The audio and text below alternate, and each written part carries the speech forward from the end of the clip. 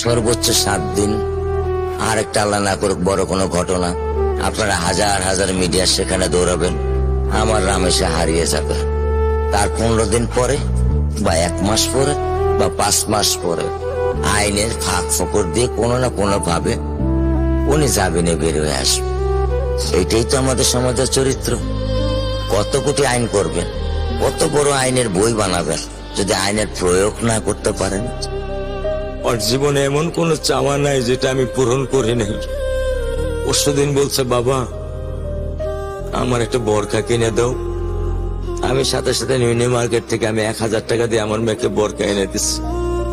আমি দরিদ্র, ভাঙা বাসায় থাকি, কিন্তু আমার সন্তানদেরকে আমি কখনোই দারিদ্রতা স্বাদ পেতে দেইনি।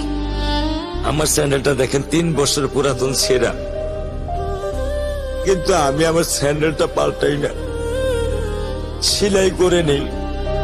কিন্তু আমার বাচ্চাদেরকে আমি কষ্ট পেতে দেই না। শুধু একবার বলছে, বাবা লেচে খাবো।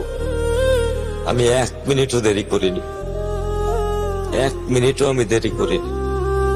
ও আমার একটা হৃৎপিণ্ড।